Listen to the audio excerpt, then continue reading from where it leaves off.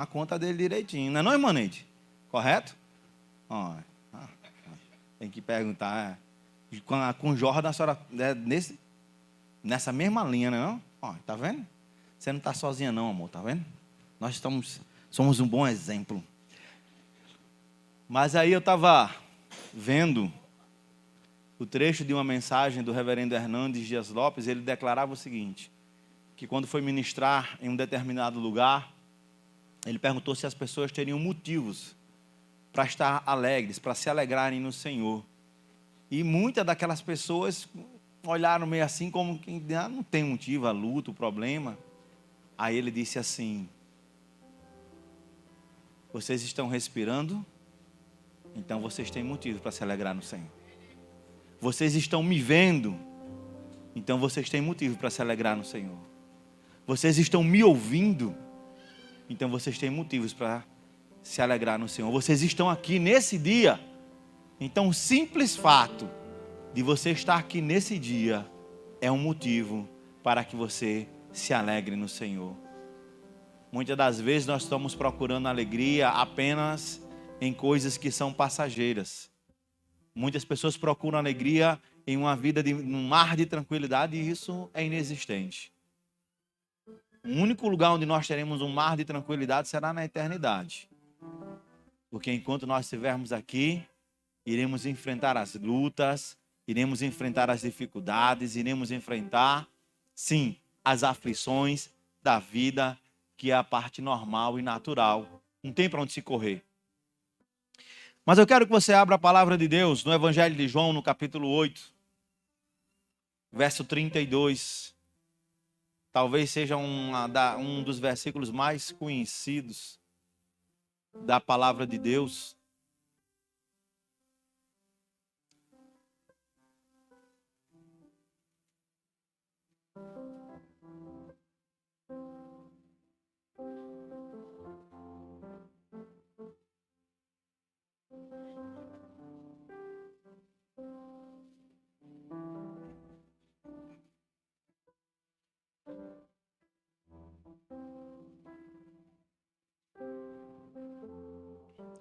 Evangelho de João, capítulo 8, versículo 32. Se você achou, diga amém. Se você não achou, diga peraí. E se você sabe de cor, diga eu sei. Porque esse aí é um daqueles que basicamente todos nós deveremos saber de cor. Pois está escrito o que, irmãos? Vamos lá?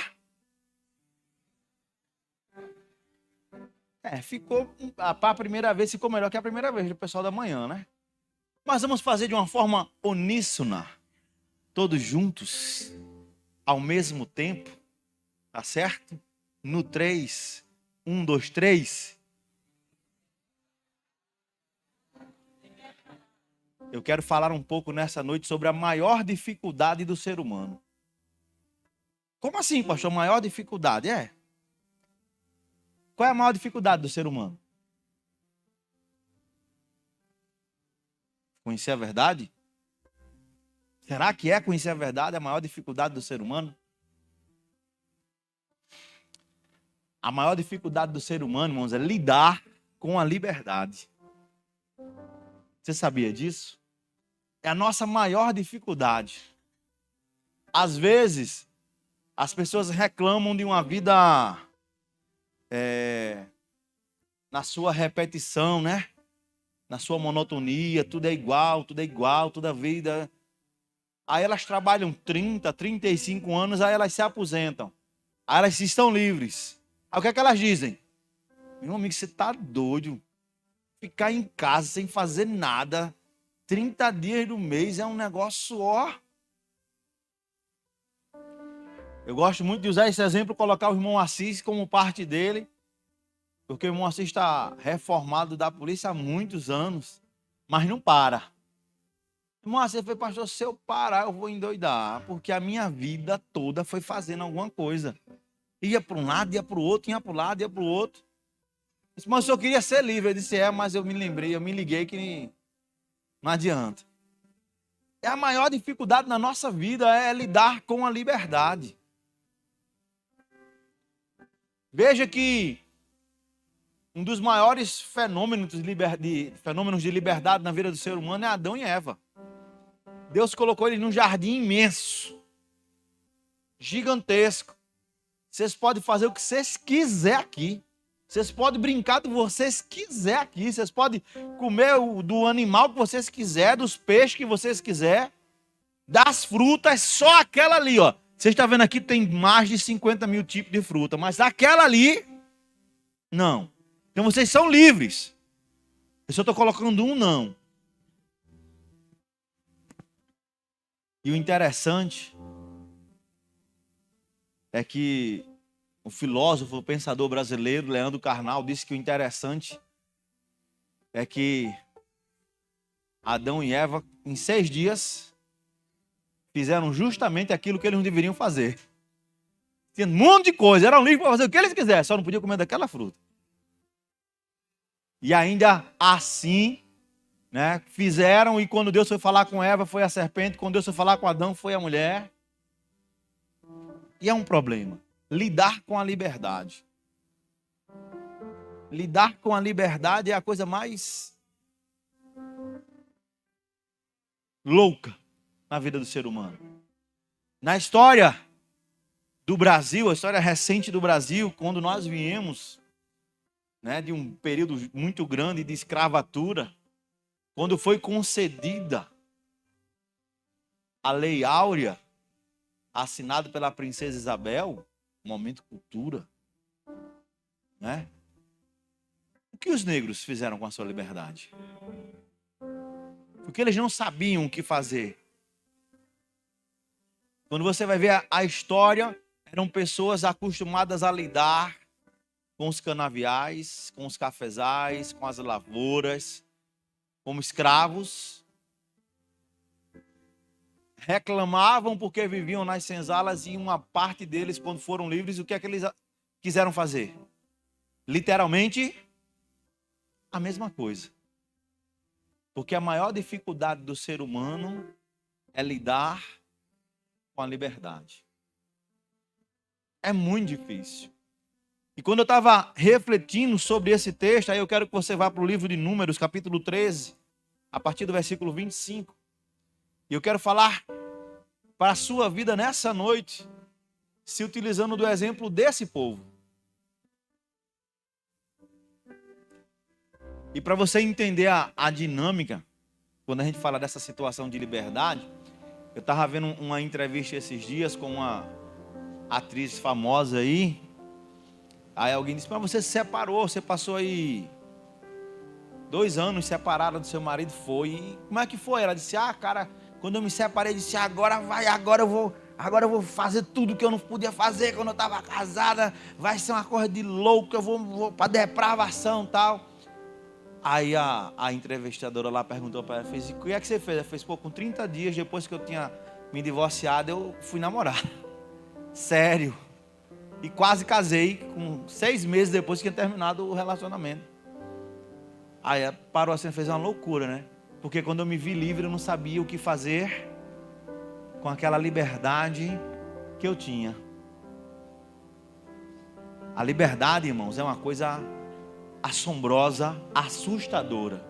Paulo vai declarar, se não me falha a memória, aos Coríntios, que nós não devemos usar da nossa liberdade para dar ocasião à carne.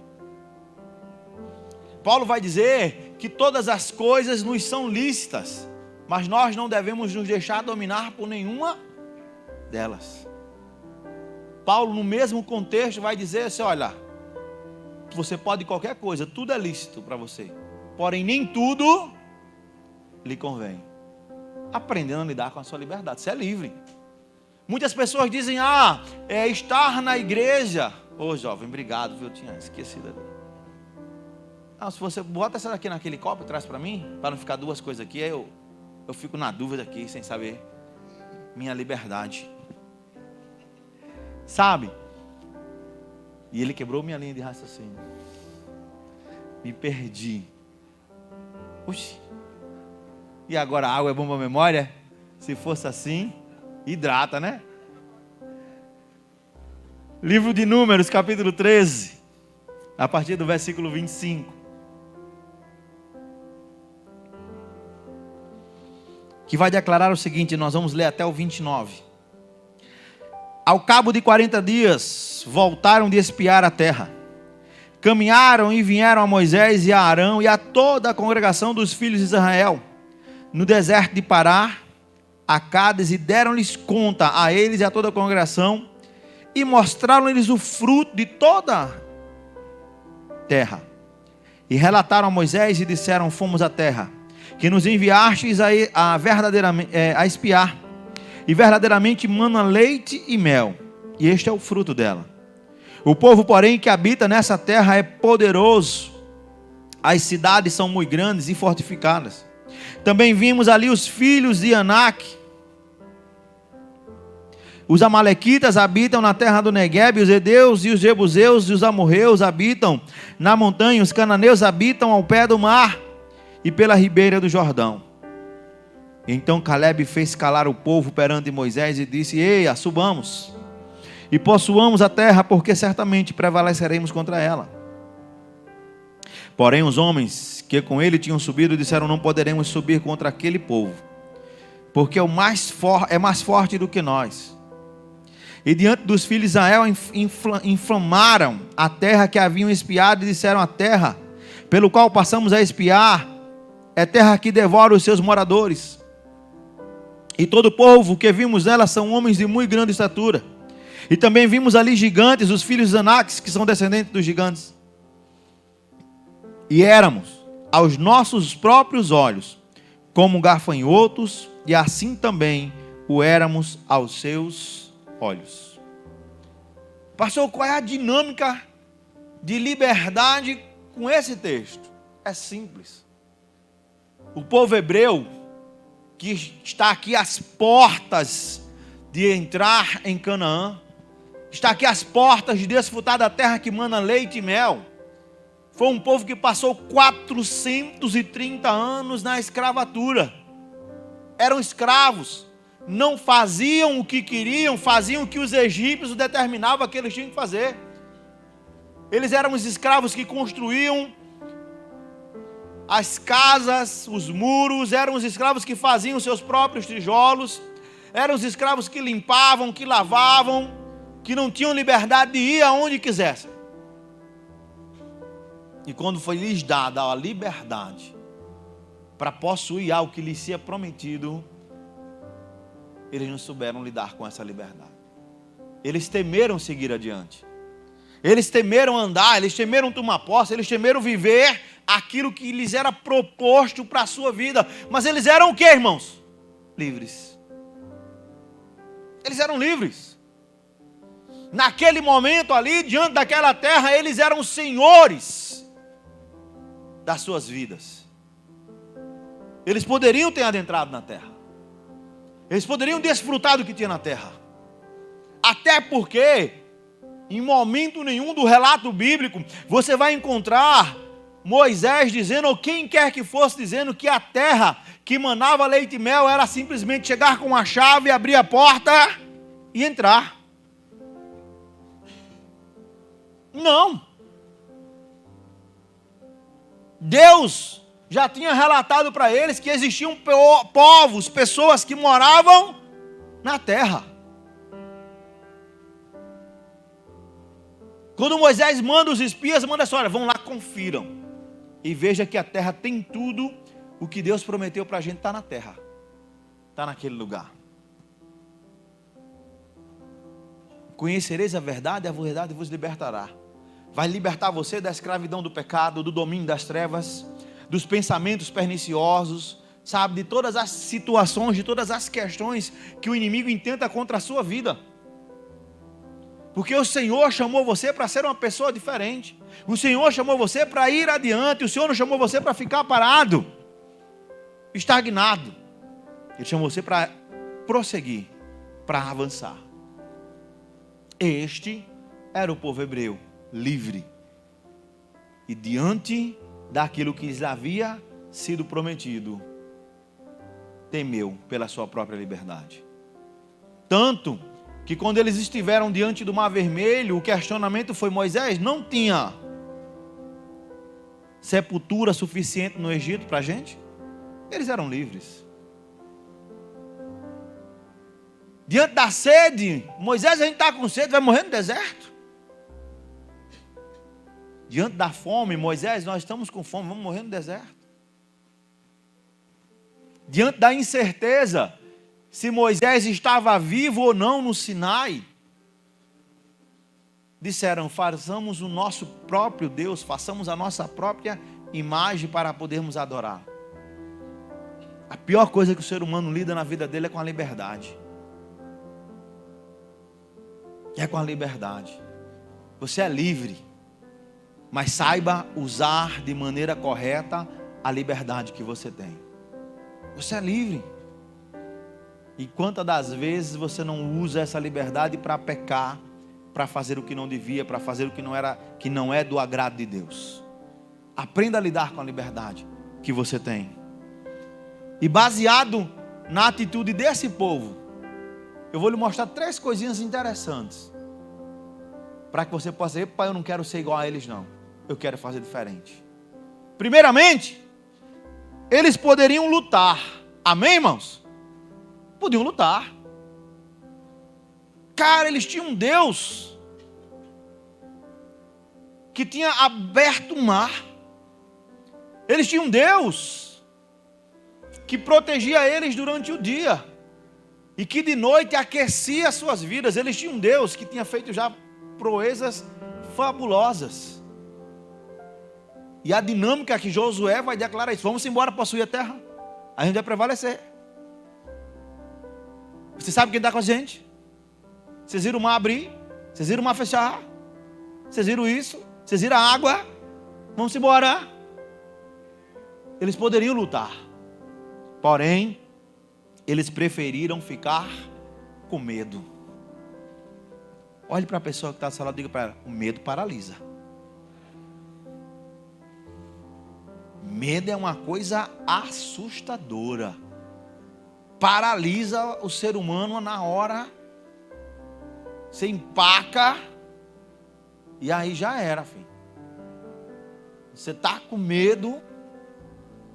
Tem gente que quando sente medo não adianta, você tem que botar no braço e carregar, porque não sai do lugar, trava geral. O povo de Israel poderia lutar, mas eles preferiram, foi uma escolha deles. Olha, o povo lá é gigante. A terra lá, que mana leite e mel de verdade. Sabe? Eram uvas. Eles chegaram com um cacho de uva gigantesco, assim, uva do tamanho da cabeça de dado. A uva. Não, era uma uva. Era uma uva. Amém. Dado. Foi assim, foi na hora dado. Foi o reflexo. Foi sem querer. Com toda a consciência possível. Eles olharam para a coisa. Mas está aqui, ó, o que a terra produz. A terra é boa. Mas você já viu o tamanho do cara que mora lá? Você viu o tamanho dos muros das cidades? Você já viu o que nós vamos enfrentar para tomar posse dessa terra? Sabe, irmãos, e aí a gente precisa entender isso, porque muitas das vezes a gente vê o que Deus tem para a nossa vida lá na frente, mas a gente vê o que a gente tem que enfrentar para chegar aonde Deus quer nos levar. Ah, foi uma cara feia ali, foi fulano que disse uma coisa, foi ciclano, meu irmão. Eu quero enfrentar, o Senhor me chamou para chegar lá na frente, não foi para ficar aqui parado. Então eu vou me embora, eu vou seguir adiante. Jesus Cristo disse que no mundo nós teríamos aflições, porém ele disse: tenham, eu venci o mundo. O apóstolo Paulo disse que todas as coisas cooperam para o bem daqueles que amam a Deus. E se você ama o Senhor, vai cooperar para o seu bem. Lute. Aquele que perseverar até o fim, é este que receberá a coroa da vitória. Lute. O Senhor tem chamado você para lutar. O Senhor tem chamado você para seguir adiante. Para que parar? Para que desistir? Para que retroceder? A Bíblia declara que aquele que retrocede, Deus não tem prazer nele. Ah, pastor, mas não é fácil. Em momento nenhum eu fui um responsável de dizer para você que seria fácil. Nesses 19 anos de existência dessa igreja, ninguém pode dizer, mas o pastor disse que era fácil. Eu sempre disse, tem luta. Tem luta. Tem barreiras. Tem situações adversas. Tem gente que te abraça e que diz assim, vamos embora, vai dar certo. Tem gente que diz assim, vai nada. Vai nada. Sabe? Tem gente que, se puder te botar no braço e te carregar até o final, faz. Mas tem gente que, se puder amarrar uma pedra nos teus pés, dizer, corre aí que eu quero ver. Irmãos, pense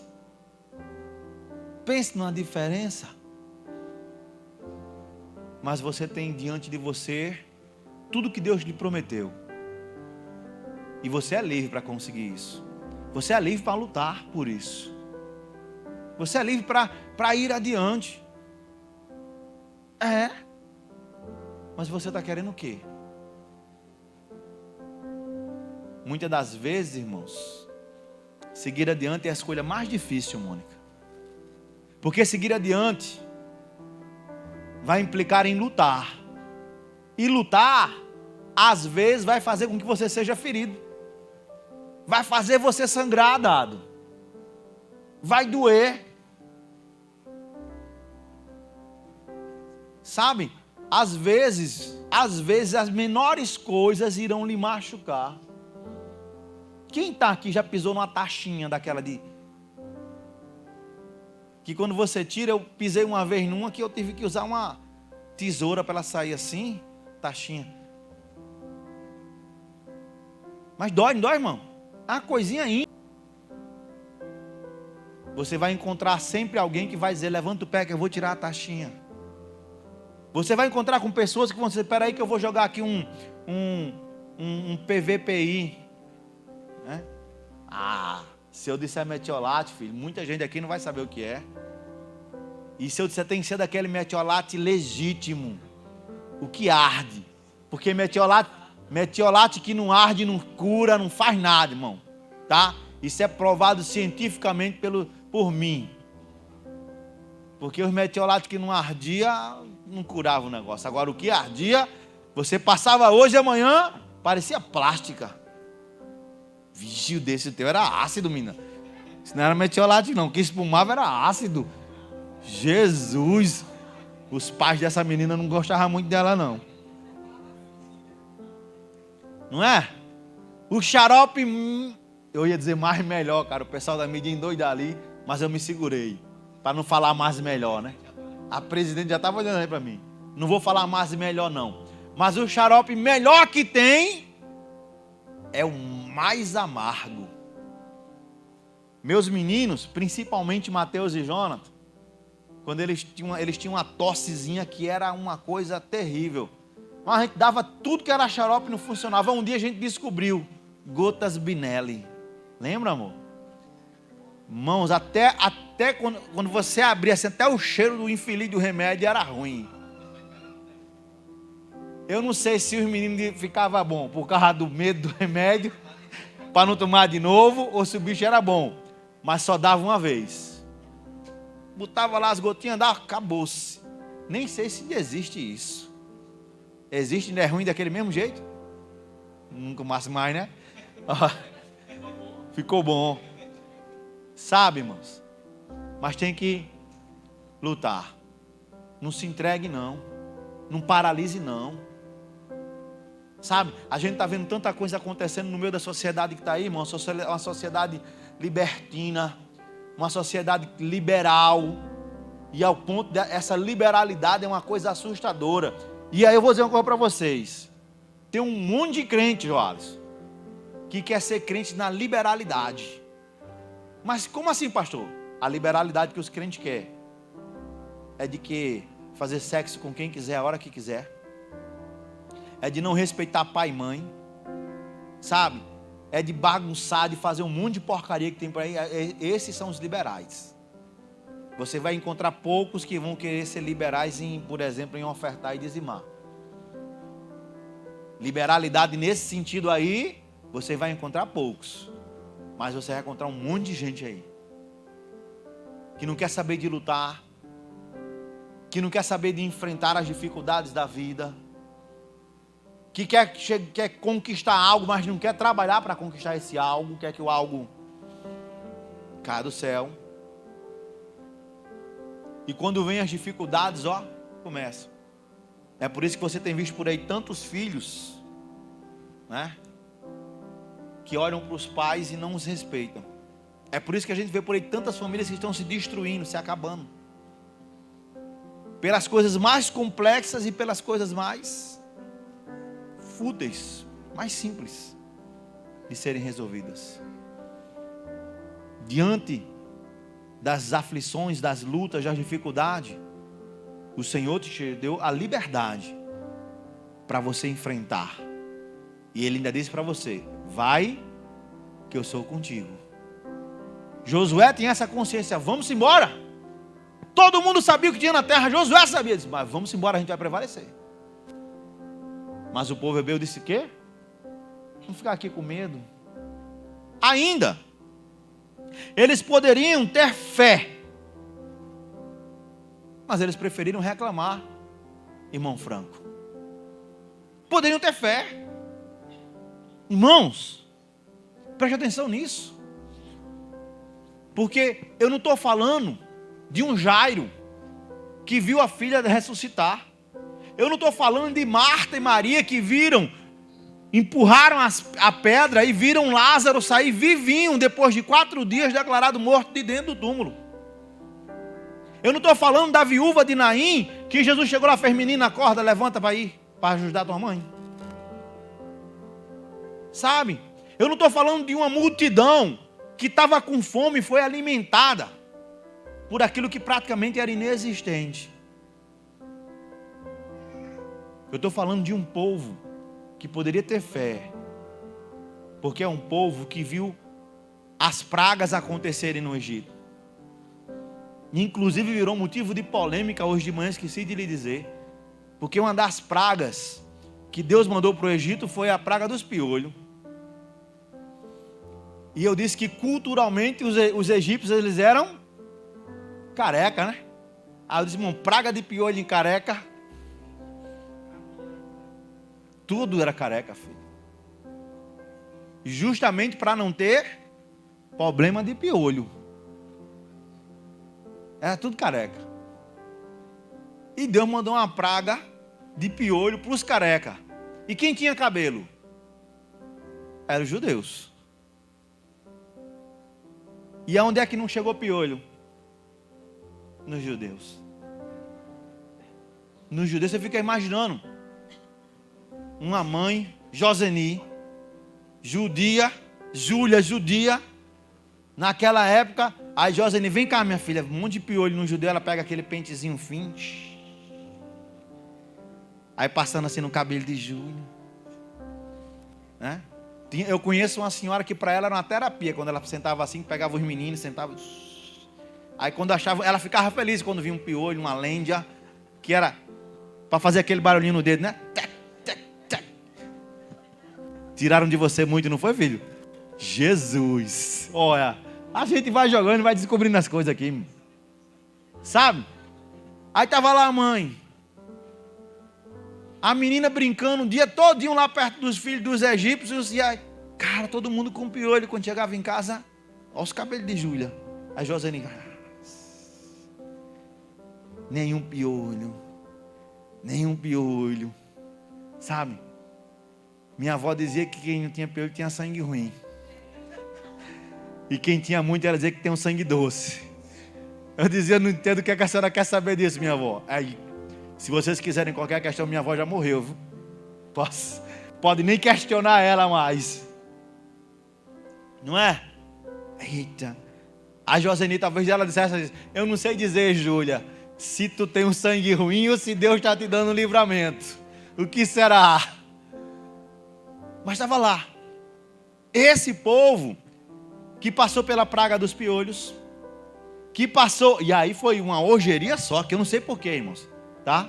Quando eu falei das pragas aqui de manhã, que passou pela praga das rãs, que rã, bichinho daquele não é dado. Rã não morde, né? Rã não morde, só pula. Aí as irmãs aqui, as mulheres, lógico, porque se tivesse assim um rapaz assim como você aqui de manhã, matou lá, não é? Pega a rã com a mão assim. Mônica, hein? Praga de barata. Eu não me lembro dessa não, Dado.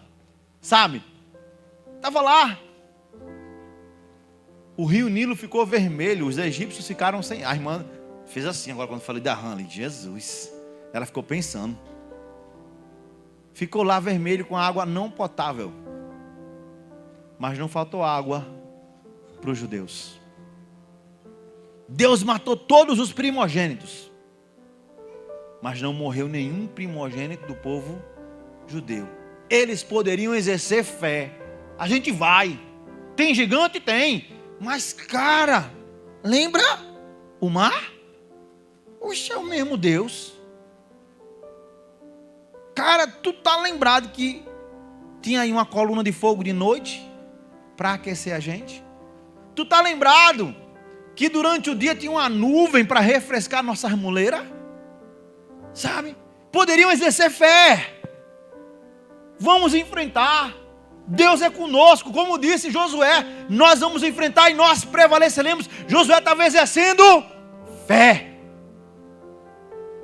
Diante das lutas, diante das dificuldades, diante das barreiras, diante das pessoas que se levantam, você exerce fé. O Senhor, Ele é comigo, o Senhor vai me ajudar, o Senhor vai me fortalecer, o Senhor não vai me deixar parar, eu sou livre, eu não estou mais preso ao medo dessas coisas, eu não estou mais preso a ficar aqui estagnado, não, eu sou livre. Eles preferiram reclamar. Aquele gigante que tem lá vai me matar. Você já viu o tamanho dos animais? Porque a gente tem que pensar, né? Se tinha gigante, tinha que ter uns animalzinhos grandes. Não vão criar pinche. Ou podia até criar pinche com um chaveirinho, né?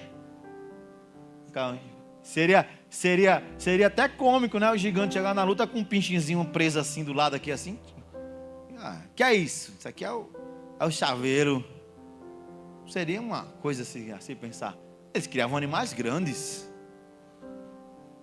E até porque, preste atenção, o relato bíblico declara que a terra, ela consumia, ela matava seus próprios habitantes. Então a gente entende que tinha coisa lá que era pesada.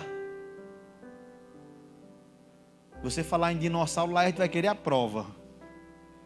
Vai querer tocar no dinossauro para dizer que a gente vai querer prova que tinha dinossauro. Então melhor a gente não entrar nessa onda aí não. Certo? Mas aí, irmãos, eles poderiam exercer fé. Eles temeram. Josué disse, não, a gente vai. Vamos embora. Oxe, Deus é com a gente. Deus é com nós e nós vence. O Senhor está do nosso lado. Para que reclamar? Irmãos, me digam uma coisa. Talvez, eu não vou afirmar, porque tem uma criança de colo ali, 2 crianças de colo na igreja hoje, mas talvez, tirando essas 2 crianças de colo, eu seja a pessoa mais nova aqui hoje, presente. O que foi, mana? Você não concorda com isso? A Santa Ceia. Eu não disse nada, é falar e ele já... Hoje é ceia. Hoje é ceia, pastor. Você vai ceiar, você vai ministrar a ceia. Desse jeito não vai não. Sabe? Mas você para aqui e pensa assim, caramba, está aqui, ó. Eles poderiam fazer qualquer questão. Agora me digam, os mais experientes que eu, nessa noite de domingo, dia 7 de agosto, não é isso? Reclamar resolveu a vida de quem?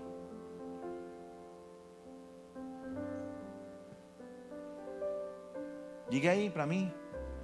Reclamação, você viver reclamando, murmurando, resolveu a vida de quem? Porque se murmurar, reclamar, resolver a vida de alguém, me avise, porque eu vou começar de agora. Começar a reclamar de um monte de coisa aí. Um bocado de coisinha eu vou começar a reclamar, começar a falar. Murmuração e reclamação não resolveu a vida de ninguém. Ou melhor, piorou. Eles poderiam ter exercido fé, mas eles foram reclamar. Fazer o que lá? Então morrer. Não vai dar certo. Tem gigante. Tem bicho. Tem barata. Os caras vieram lá com medo de barata, meu irmão. Barata gigante, né? É. Já, como o cara tem quem defenda, meu amigo, é difícil. Você é livre, meu irmão, para exercer sua fé. Você não está mais preso nesse mundo de incredulidades, nesse mundo de credulidades erradas. Você é livre. E o que você tem feito com a liberdade que você conseguiu? Essa liberdade que é algo fantástico, que na minha vida, sabe, de ler a palavra, eu fico sempre assim impressionado com o que eu vejo nas pessoas que decidiram exercer fé em vez de reclamar. Quando Bartimeu escutou que Jesus estava passando, ele decidiu exercer fé. E tenha misericórdia de mim, filho de Davi.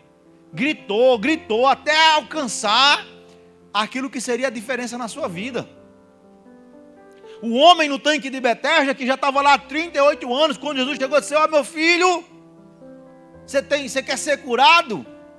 Se o cara fosse Bob Léo, dizer: não, estou aqui porque é esporte, é hobby. Se Bob Léo, vocês executam, meu Deus do céu, o pastor está me usando de exemplo, olha só. Senhor, curado eu quero ser, mas quando as águas se mexem, nunca tem quem me leve. Jesus disse: opa, levanta aí, menino. O centurião que saiu da casa dele para ir pedir por um escravo, e olhou para Jesus e disse: eu não sou digno que o Senhor entre na minha casa, mas se o Senhor disser uma palavra aqui, lá vai acontecer algo diferente. Sabe, irmãos, em vez de reclamar, de murmurar, Bartimeu podia estar murmurando: poxa, Jesus está passando aqui, passou na minha frente, por que ele não parou? Jesus não me viu? O homem do tanque de Betesda poderia dizer: Senhor, o Senhor quer saber se eu quero ser curado? Como é seu nome? O Senhor está vendo a minha situação? Bartimeu ainda mais poderia ter dito, quando Jesus disse: o que você quer que eu te faça? Bartimeu disse: não, eu quero um carro. Cara, quando eu falo, só me lembro de Bob Léo, não sei porquê. Quero um carro, estou aqui, eu quero um carro. Estou lhe chamando que eu quero um carro. Eu quero ver. Sabe, irmãos, exerça fé. Aprenda a exercitar, a exercer a sua fé. Em vez de reclamar, em vez de murmurar, em vez de se maldizer, vai exercendo fé. Senhor, eu tenho fé, eu acredito no Senhor. Os homens podem me decepcionar, as pessoas podem a qualquer momento fazer algo que não era aquilo que eu esperava, mas o Senhor permanecerá fiel. Diante da liberdade que os hebreus tinham, eles poderiam ter exercido fé, mas eles escolheram reclamar. Por último, eles poderiam se lembrar dos cuidados de Deus, mas preferiram se rebelar contra aqueles que eram liderança sobre a sua vida naquele momento. O texto vai dizer que eles, no capítulo 14, que eles olharam para Arão e para Moisés e começaram a proferir palavras contra eles. Sabe, irmãos, eles poderiam olhar o cuidado de Deus até ali. Você já parou para pensar no cuidado de Deus com a sua vida? Não, pastor, porque a luta é grande hoje. Sim, mas e o cuidado do Senhor até hoje com você? O que tem sido? Você já parou para refletir sobre isso?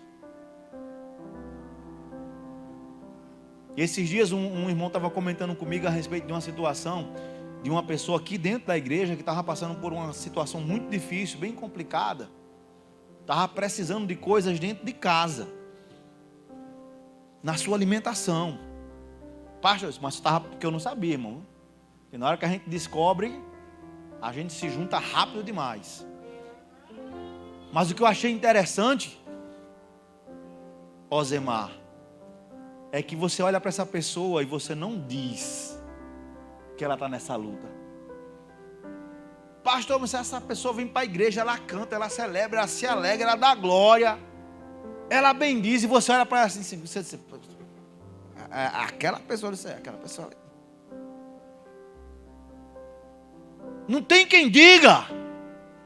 Ela podia estar murmurando, ela podia estar reclamando, ela podia dizer, ei pastor, não aconteceu nada. O senhor, no dia que eu entreguei minha vida a Jesus, disse que com Jesus era melhor, com Jesus eu ia estar aí bem, né? Com ele do meu lado, as coisas iam ser diferentes. Pastor, as coisas estão pior. Ela prefere cantar e ver o cuidado de Deus. Porque sem ela dizer nada para ninguém, no final de um determinado dia, ela chegou para uma pessoa e disse, cara, em casa eu estava sem nada e Deus já me trouxe aqui para comer churrasco. Você imaginaram um negócio desse? A pessoa olhou para ela assim e fez, como assim? Pois é, em casa não tinha nada não. Aí o churrasquinho, eu vou na hora, oxe. Não, irmão Franco, acaba de desperdiçar. Vai nada. Mas ninguém sabia, nem ninguém sabe. Se você me perguntar, eu vou continuar calado sem dizer o nome. Porque eu fico olhando e vendo o que é uma pessoa estar próxima de Deus. O Senhor vai fazer. O Senhor vai fazer. O Senhor vai fazer. Em vez de lançar palavras de maldição, de se rebelar, de olhar o cuidado. O povo diz assim, caramba, a gente passou 430 anos no Egito. E agora a gente está diante de uma luta, mas uma luta que vai nos dar a maior de todas as nossas vitórias. Nós vamos ter a nossa própria terra, nós vamos poder plantar o nosso próprio alimento, nós vamos poder construir as nossas próprias casas, nós vamos poder dar à nossa família algo melhor. Então por isso vale a pena lutar. Olhe para essa pessoa que está do seu lado e diga para ela, você é livre. Então você pode lutar pelos sonhos que Deus tem na sua vida, pelos projetos que Deus tem na sua família. Diga para ela, vale a pena lutar. Ela não viu não, diga de novo. Vale a pena lutar. Vale, pastor, vale. Vale a pena lutar. Sabe, irmãos, era isso que esse povo poderia ter feito com a liberdade que eles ganharam. Você já imaginou, Breno? Você escravo. 40 anos, você é escravo? Já imaginou, né? Sim. Não sei porque alguém assim, patrão, olhou para o lado assim para você. É, né? Mas aí você é escravo, 40 anos da sua vida escravo. Aí chega o dia da sua carta de alforria. Né? Aí na hora que a pessoa vai dar sua carta de alforria, vai dizer, você trabalhou para mim 40 anos. E para cada ano que você trabalhou aqui, eu vou lhe dar 2 quilos de ouro. Você vai ser alforriado, mas vai levar... Jesus! O ouro é teu, Breno. Mas tu casou com ela, então é meio a meio. É, né? Se você é escravo, é o tempo da escravidão dele, minha irmã. Tu não pode mandar nessa parte da escravidão. O tempo é dele. Meu Deus do céu. Aí você termina com 80 quilos de ouro. Aí você olha para tudo aquilo, porque... Se lembrem, viu? Esse povo que está aqui não saiu pobre do Egito. Se você for por baixo, para os irmãos que entendem de carne aqui, quantos quilos mais ou menos pesa um bezerrinho magro? Quanto? Não, um bezerrinho, tá, você já é quase... Um bezerrinho magro pega uns 40, 50 quilos? Por aí, né? Um bezerrinho magrinho.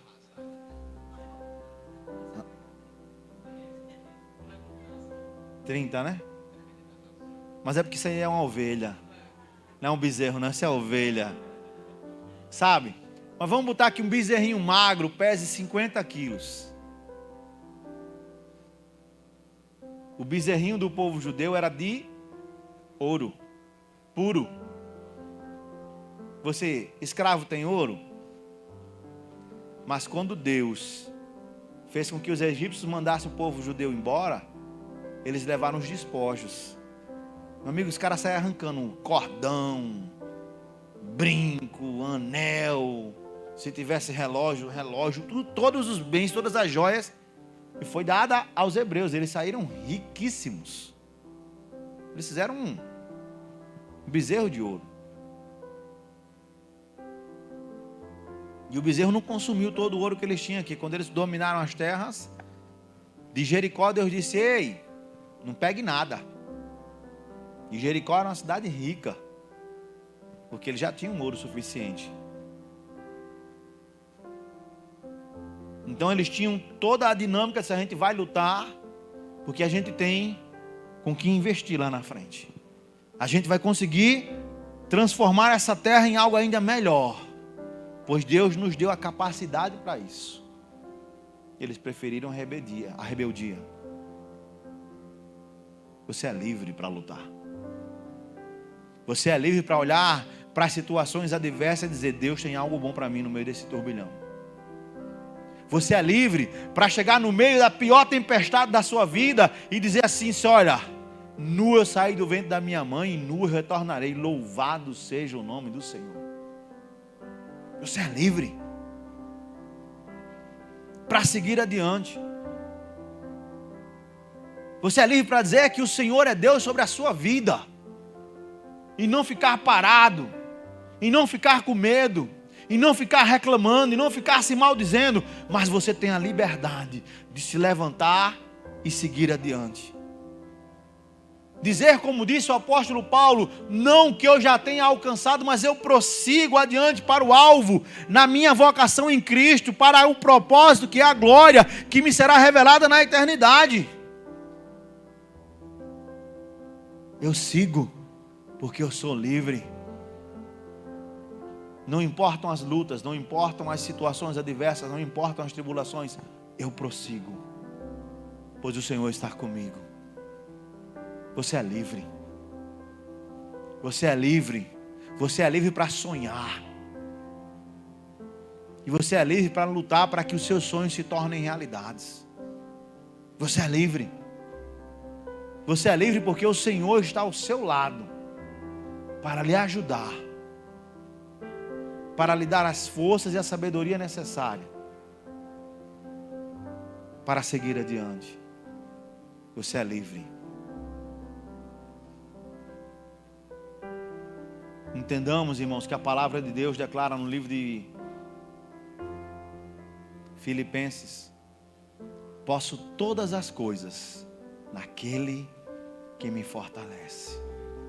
O Senhor me libertou, e eu conheci a verdade, e eu sigo adiante, pois o Senhor está comigo.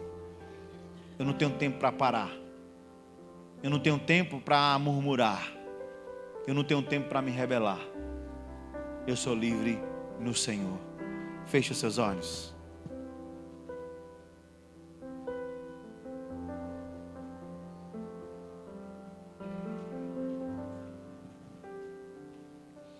Ó Senhor, nós louvamos o Teu nome pelo Teu cuidado. Nós louvamos o Teu nome pela liberdade que o Senhor nos concedeu. Liberdade essa que nós nem merecíamos. Liberdade essa, Deus, que não estava nem nos nossos planos. Nós Te louvamos pela Tua graça. Nós Te louvamos pelo Teu amor. Nós Te louvamos pela diferença que é estar na Tua presença. Nós Te louvamos porque sabemos que as lutas, elas são grandes, as tribulações chegam cada dia, muitas das vezes a pontos insuportáveis. Mas mesmo assim, o Senhor está conosco. Muito obrigado. Que nós não viemos usar da nossa liberdade para pecar, que nós não viemos usar da nossa liberdade para desistir, mas que nós possamos usar da nossa liberdade para seguir adiante, para fazer a diferença no Senhor, para a Tua honra e para a Tua glória, no nome de Jesus. Amém. O Senhor é bom? Então aplauda Ele.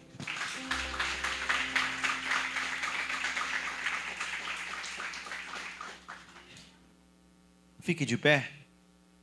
Nós vamos orar.